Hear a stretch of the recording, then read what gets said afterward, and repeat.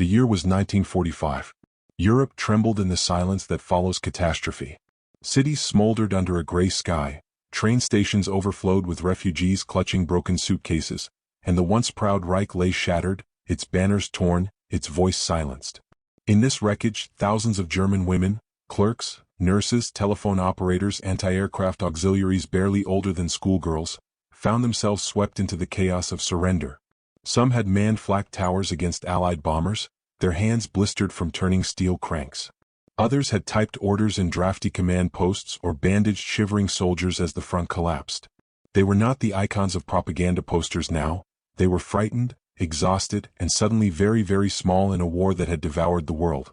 At first, they thought the end might bring homecoming. But surrender did not mean safety. Allied forces moved fast, rounding up anyone in uniform, men and women alike, to prevent resistance and secure occupied zones. Soldiers with foreign accents shouted instructions. Rifles glinted under pale spring sunlight. For many of these women, the final humiliation came not with bombs but with an outstretched hand ordering them to march toward captivity. Rumors ran like wildfire. Soviet camps meant vanishing into Siberia. The French were said to use prisoners for dangerous labor. But the Americans? No one seemed to know. The unknown was almost worse. Among the captured was Liesel Adler, 22, once a secretary for a Luftwaffe unit in Hamburg. She had imagined war would be office work, stamps, reports, and neat files. Instead, she had spent nights listening to the ground shake from bombs and mornings copying frantic evacuation orders. When surrender came, she burned her uniform jacket in a backyard fire, hoping to pass as a civilian. It didn't work. American soldiers came down her street days later, polite but firm, their jeeps scattering dust. They told her to gather belongings and follow. Her mother pressed a photograph of their family into her hand. Her father had died on the Eastern Front 2 years earlier. Now her mother's eyes carried both terror and a strange, exhausted relief. "Be brave," she whispered, as if courage could shield her daughter from a future no one could imagine. There was also Anneliese Weber, 19, once a flak helper in Berlin. She had watched the sky ignite with Allied firebombs, clung to the frozen railing of an anti-aircraft tower, and told herself she was protecting her city. When the Soviets came, her unit fled west, desperate to surrender to Americans instead. She carried only a small duffel and the memory of the tower's heat on her face. Surrender to the Americans, she'd been told, meant survival. But even survival was a question when you had no country left. These women and thousands like them were gathered into temporary holding areas, barns, airfields, repurposed Wehrmacht camps now guarded by the Stars and Stripes. At first, it felt like waiting for judgment. Guards with foreign accents scanned lists and tagged prisoners with numbers. The women huddled together, whispering about home and about men who would never return. Then something unexpected happened. Instead of being sent to scorched towns nearby, rumors spread that some prisoners would cross the Atlantic. To many the idea was absurd. Germany's U-boats had prowled those waters not long ago, and now they, the enemy, would sail under American flags? But the Allies faced a simple problem. Europe overflowed with prisoners and the U.S., safe, spacious and needing labor, could take some in. So trains rattled west through France to ports where ships waited. The journeys were long and cold, but free of the cruelty the women feared. American guards offered rations that tasted strange but filling. Some even smiled, though their eyes stayed cautious. For Liesel, the train ride to Le Havre was a blur of fields and ruined villages. She sat by a cracked window, thinking of her mother and the family house with its broken windows. Anneliese shared bread with a stranger, laughing once, softly, briefly, at the sight of American soldiers trying to order in broken German. That laugh startled her. She hadn't remembered what it felt like. But when they reached the coast, laughter died. There, under a steel-gray sky, loomed troopships, hulking shadows ready to take them to an unknown continent. Crossing the Atlantic was surreal. The women were confined but not brutalized. Seasickness mingled with anxiety. Some leaned over railings and watched waves foam against the hull, wondering if home was gone forever. The Americans enforced order but allowed letters and music. At night, the ocean was black and endless, and the hum of engines felt like exile's heartbeat. Some sang softly, German lullabies learned in warmer rooms, to hold back tears. America's first sight was bewildering. Instead of rubble and hunger, there were harbors bustling with trucks, cranes, and sailors who looked curious rather than vengeful. The women were processed quickly, then loaded onto trains heading inland. The windows framed landscapes they'd never imagined. sprawling fields, small towns with white steeples, forests untouched by bombs. It was spring turning to summer, and the smell of cut grass was almost painful in its normalcy. Arrival at the camps was not what propaganda had prepared them for. They expected cages, starvation, perhaps angry mobs. Instead, they saw long rows of wooden barracks behind barbed wire, yes, but also tidy lawns, organized kitchens, even recreational spaces. Guards carried rifles but wore easy expressions. Some tipped their caps. The prisoners were told, via translators, that under the Geneva Convention they would be housed, fed, and allowed to work. They would even be compensated for labor, though the pay was limited to camp canteens. It sounded impossible, a trap maybe, but the system was real. America, needing workers to replace men still fighting in the Pacific, intended to use POWs to keep farms and factories running. For women who had grown up in a regime preaching hatred of weakness and mercy, the rules of this captivity felt almost disorienting. One day you were told the Americans were monsters.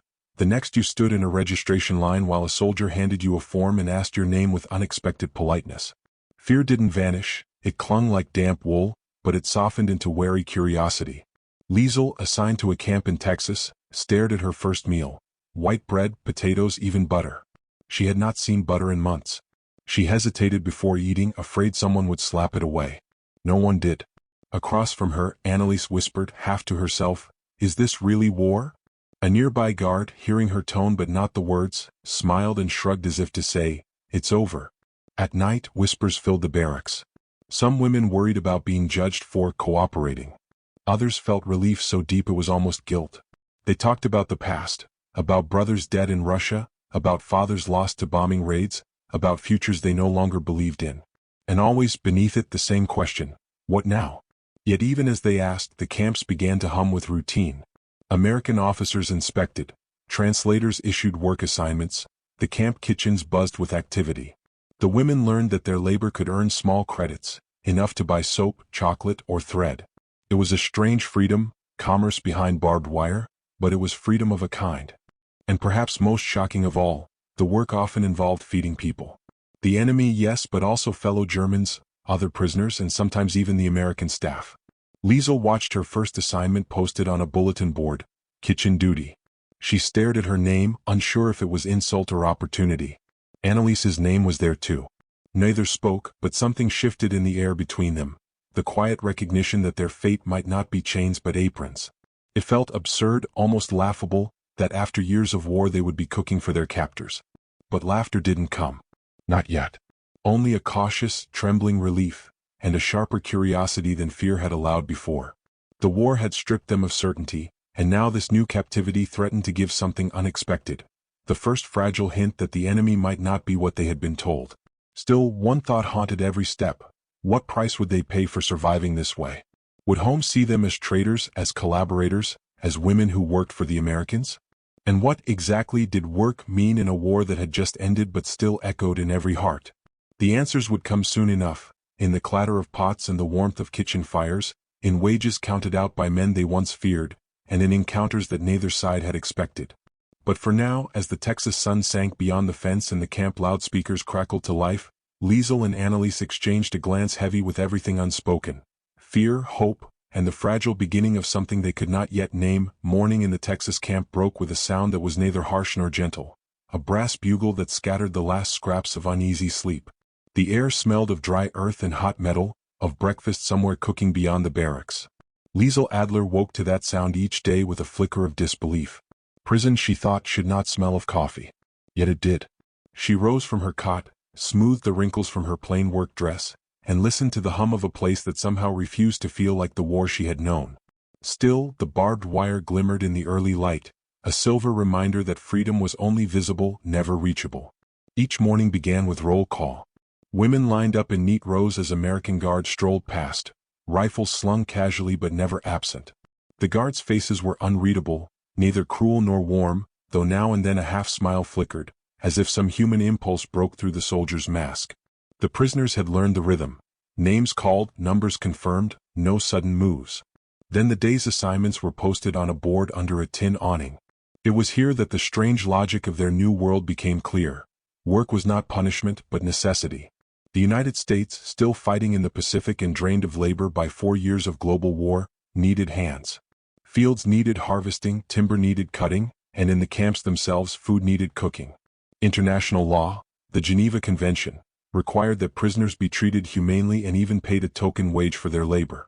To German ears, steeped in propaganda about enemy brutality, this sounded absurd, almost insulting in its civility. Yet the Americans adhered to it with bureaucratic precision.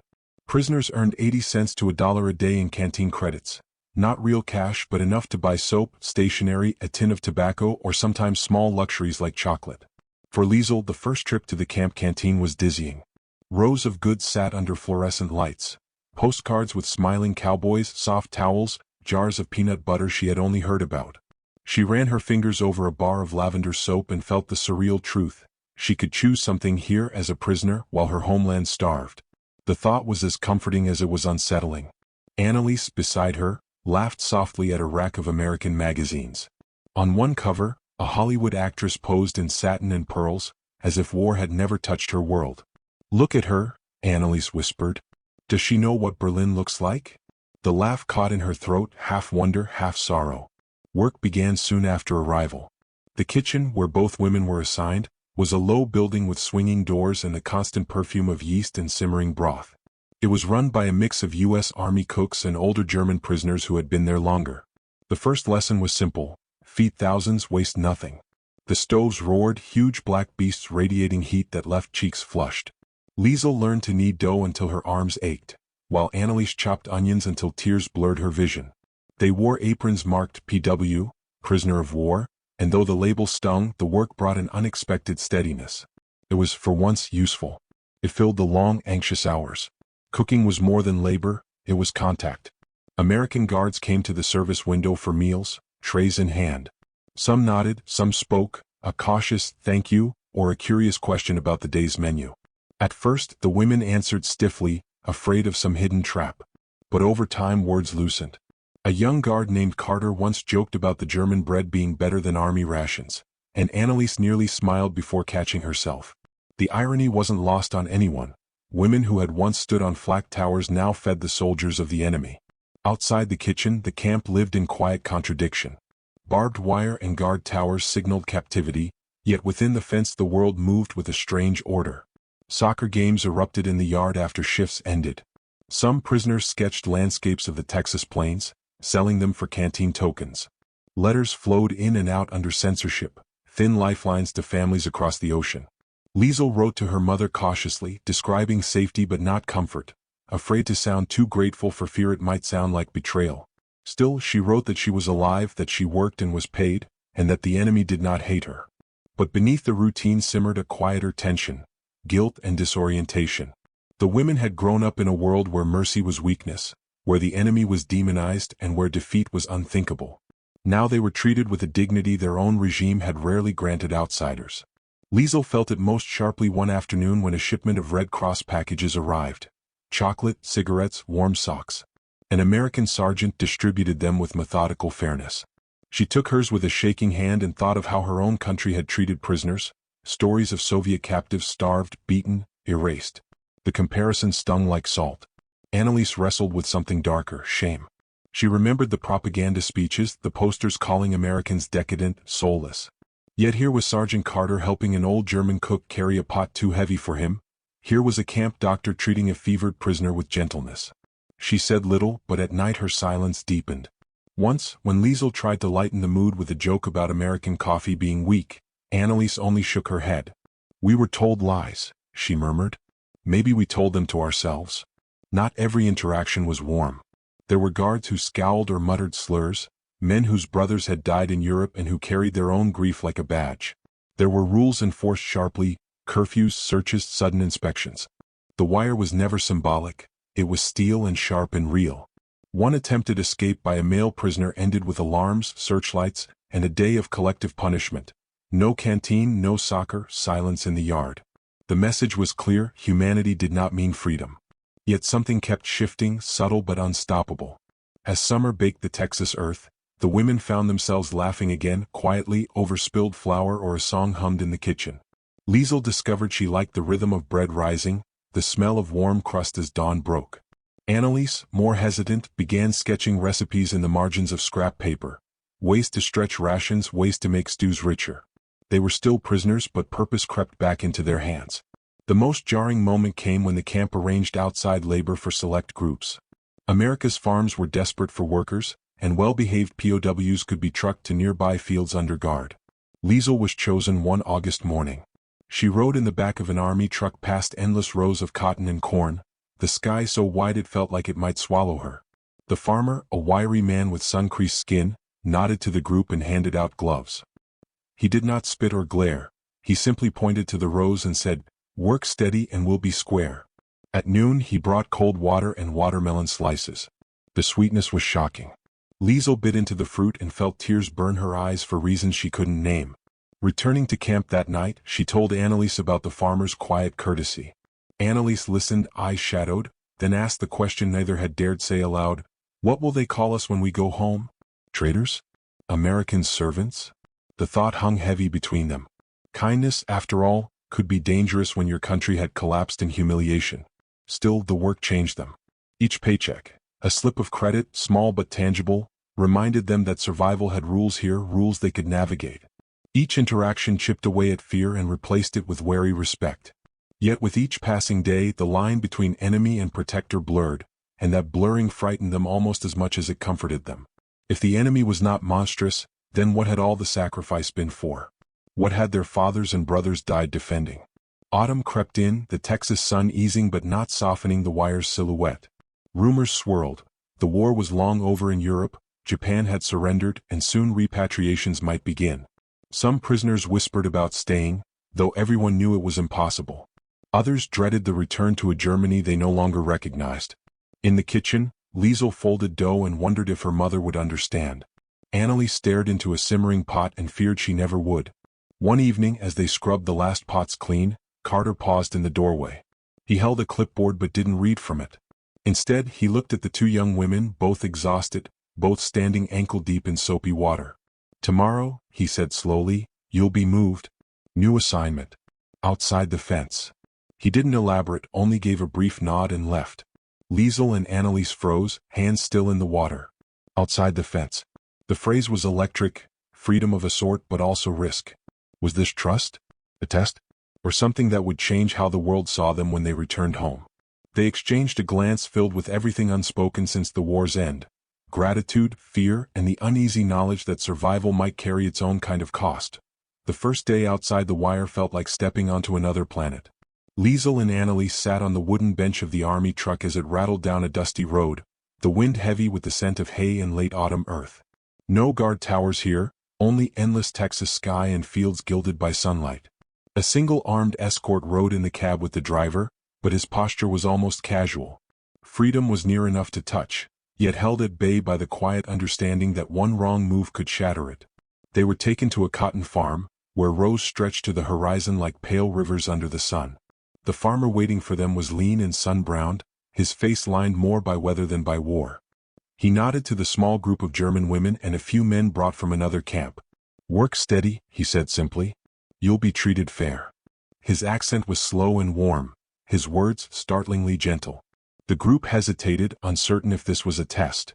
Then, with a resigned glance toward the soldiers, they began to work. Hours passed in quiet rhythm, the pull and snap of cotton from its husk, the scrape of boots in dirt. The farmer's wife appeared at noon with water and cornbread, handing it out with the matter-of-fact kindness of someone used to feeding field hands. Liesel took her portion with trembling hands. The woman smiled, a small, unguarded thing, before moving on.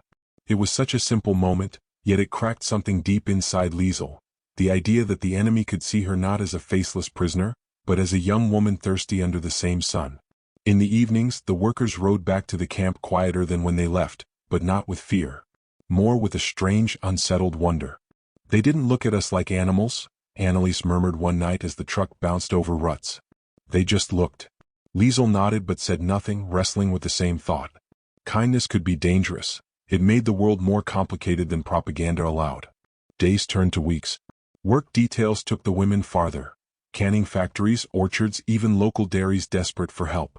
Everywhere they met Americans whose reactions varied. Some guarded, some openly friendly, a few cold and distant. A teenage boy once tossed Liesel an apple with a grin before running off, leaving her holding the red fruit as if it were contraband. An older woman at a cannery taught Annalise how to use a machine press, their hands brushing briefly, a silent truce sealed by shared labor. These moments were small, but together they eroded walls long built. Liesel began to laugh again, hesitant but real, when a cow licked her sleeve and the farmer chuckled at her startled squeal. Annalise found herself humming while sorting fruit, the American women around her joining in without knowing the tune. Language barriers blurred when work was shared, gestures filled gaps where words failed. Yet each kindness carried a shadow. Letters from home when they came were filled with hardship. Bombed streets, rationing, anger toward those seen as soft in captivity. One line from Liesel's mother lingered, "Do not forget who you are. Do not forget what they took from us." Liesel folded the letter carefully but felt it burning in her pocket all day. Was she forgetting? Was survival here a quiet betrayal? The Americans were not oblivious either. Some guards made it clear they disliked the idea of prisoners working outside, especially women. A few comments cut deep, "Nazi girls playing house," muttered within earshot. Carter, usually measured, once snapped at another soldier for calling the women Kraut dolls. His defense surprised Liesel, though she said nothing. It was a fragile space they occupied, tolerated, occasionally welcomed, never fully trusted. Still, human connection seeped through cracks discipline couldn't seal. One crisp evening, after a long day picking pecans, the truck broke down miles from camp. While the driver radioed for help, the workers sat by the roadside. Carter, assigned as escort, paced a moment before finally sitting with them, helmet resting beside him. As the sun bled into purple twilight, silence hung heavy, until one of the older German men began humming an old folk song.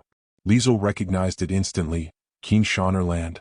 Almost without thinking she joined in, her soft alto trembling in the cool air. Annalise followed. Soon others added voices until the song floated like a fragile bridge over the ditch between them and the young American sergeant. Carter didn't understand the words, but something in the melody held him still. When it ended, he gave a small, awkward clap, cheeks pink in the fading light. "Pretty," he said simply. The group laughed softly, not mockery but relief, as if permission had been granted to be human for one breath. That night back at camp, Liesel lay awake, haunted by how easy it had been to share a song with someone she'd once sworn to hate. Inside the camp, change rippled quietly. The kitchen became less a place of silent labor and more a space of shared glances, cautious jokes. Liesel once slipped Carter a slice of fresh bread at the service window, pretending to be annoyed when he winked in thanks. Annalise drew sketches of recipes and of faces, the farmer's lined smile, Carter's awkward salute. Each drawing felt like an act of defiance against the idea that enemies must stay faceless. But the more bonds formed, the heavier the weight of return loomed. News from Germany grew bleaker. Cities in ruin, food scarce, politics volatile. There were whispers that returning POWs, especially women, were seen as compromised, corrupted by enemy kindness. Liesel feared her mother's disapproval. Annalise dreaded the judgment of a brother who had survived the front. Survival was no longer just about staying alive. It was about carrying back an experience no one wanted to hear. The tension crystallized one winter afternoon. A small group of American Red Cross volunteers visited the camp with supplies and music records. One young woman, hair tied in a bright scarf, asked Liesel in halting German if she missed home. Something in the earnestness of the question broke through Liesel's careful restraint. "Yes," she said, voice cracking, "but I'm afraid to go." The volunteer squeezed her hand, a simple, instinctive gesture. An American guard nearby frowned but didn't stop it. Annalise watched, her face unreadable, and later said quietly, "We're living a truth no one wants to know. They gave us kindness. Home will call it betrayal." That night, as the women folded laundry in the barracks, snowflakes drifting past the small windows, Annalise voiced what had been growing unspoken between them. "We will go back strangers," she said. "Even to ourselves." Liesel didn't answer. She only stared at the white flakes melting on the glass, remembering the farmer's wife handing her cornbread, Carter clapping to a German song, the taste of watermelon in August. Each memory was warm and dangerous. Spring crept back, softening the Texas fields but sharpening the reality of departure. Rumors of repatriation turned to official notices. The women would be sent home soon, back across the ocean to a land that might not want their stories. Farewells to the Americans were awkward, nods, brief handshakes, sometimes a gift quietly passed. A bar of soap, a hand-drawn sketch, a scrap of paper with an address. Carter found Liesel in the kitchen on her last day, handed her a folded photograph of the Texas plains. "So you don't forget where you survived," he said. She tried to thank him but found words too small. That night, she and Annalise sat on their bunks, silent as the barracks whispered with others' plans and fears.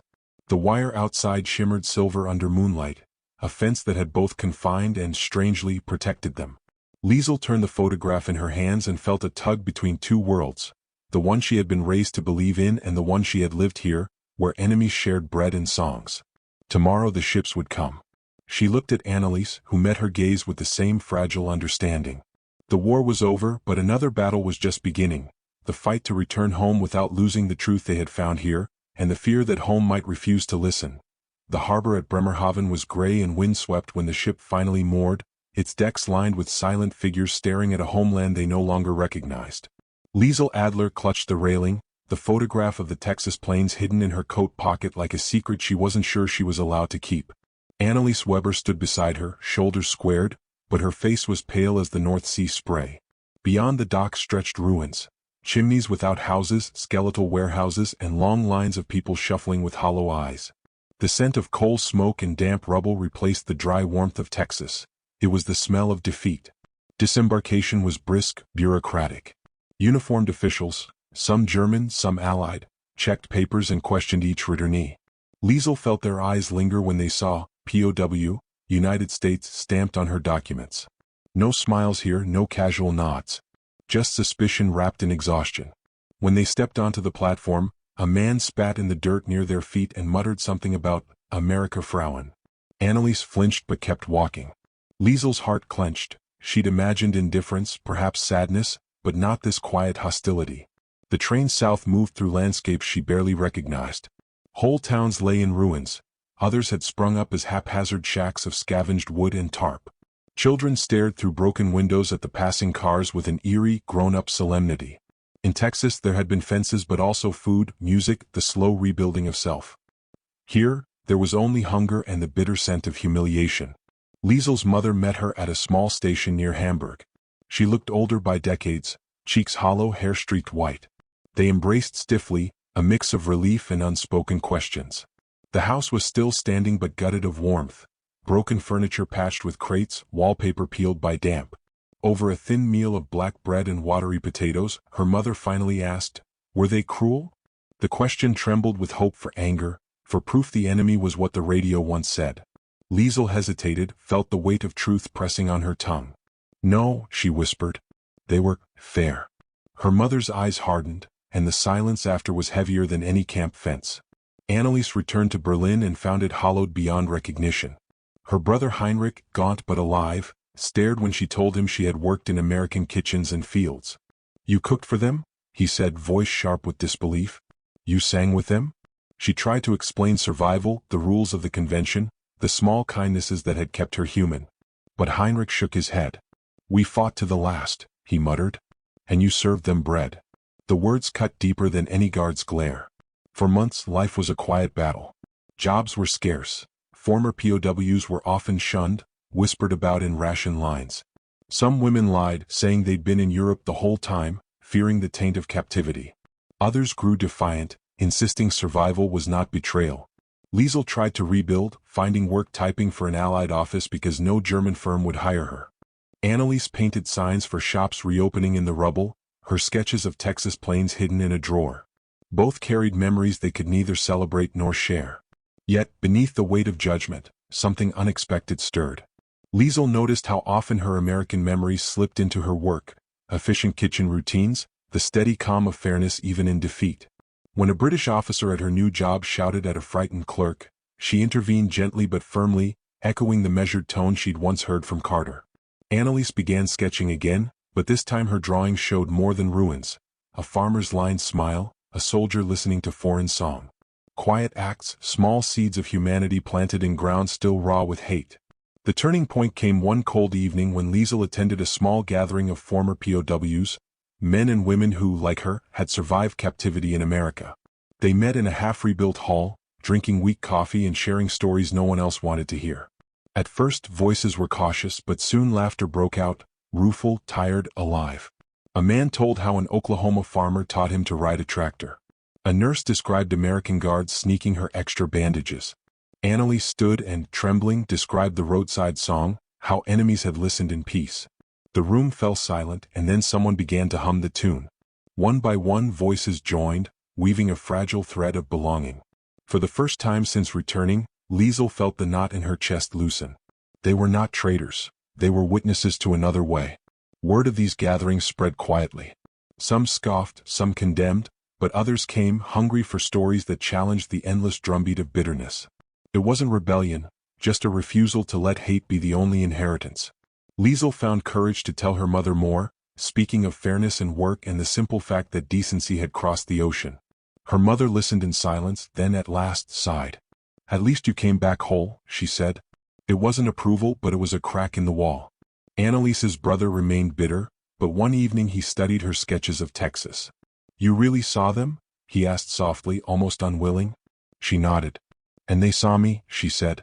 He said nothing more, but didn't burn the drawings as she feared he might. Years later, historians would debate the impact of America's treatment of Axis POWs, crediting it with softening post-war hostility and planting early seeds of reconciliation. But for women like Liesel and Annalise, the meaning was intimate, lived in quiet choices, refusing to hate reflexively, daring to rebuild bridges in a country broken by ideology. On the night before Liesel left for her first steady post-war job, translating for a new trade office, she sat alone with the photograph of the Texas plains. The image was sun-bleached now, the edges worn. She remembered the farmer's wife with cornbread, Carter's awkward clap, the song at the roadside. She realized the war had not ended with surrender. It had ended the day she understood the enemy could still be human. Outside, Berliners walked past in silence, some still glaring at those who had been prisoners. But Liesel felt a quiet strength now, a defiance not of nations but of hate itself. She could not rewrite what had been done in her name, nor undo the suffering Germany had caused. But she could choose, from this day forward, to live with the memory of kindness across a fence. Far away, Annalise packed her art supplies, preparing for a small exhibit of her drawings, not yet public, just among former POWs. On the last page of her sketchbook was the same folk song's lyrics, written carefully in pencil. Beneath it she had drawn a single strand of barbed wire turning into a thread of music.